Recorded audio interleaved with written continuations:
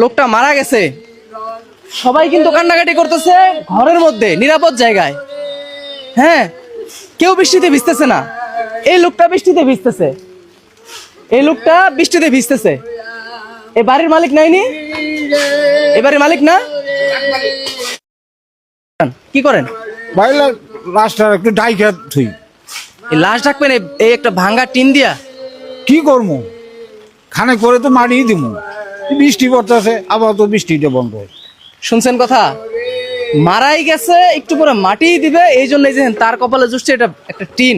অথচ ইনি বাড়ি করে দিয়ে গেছে, বাড়ির চলমান কাজ, এই বাড়ির চলমান কাজ বাড়ি করে দিচ্ছে ইনি এনাদের জন্য, একটা টিন নিয়ে আসছে ঢাকার জন্য। এটা কি ঠিক হইলো? কেন ভাই, বিয়ে ঠিক কোনটা হইলো? মরেই গেছে। হ্যাঁ, একটু ঢাইকে দেই আমি। ঠিক আছে, ঢাকেন। আসলে মানে আমি হতভম্ব হয়ে গেছি, ব্যক্তিগতভাবে আমি হতভম্ব হয়ে গেছি। দেখেন, এই টিনের নিচে একটা লাশ, একটা লোক মারা গেছে, তাকে টিন দিয়ে ঢেকে রাখা হয়েছে।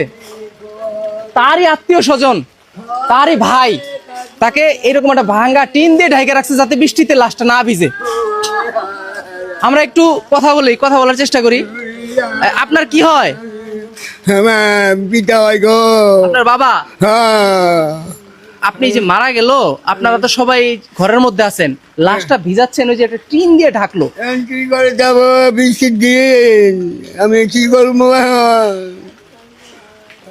অর্থ সম্পদ ইনকাম করেন, করার আগে ভাইবা করবেন যে এইটা আপনার কাজে আসবে কিনা।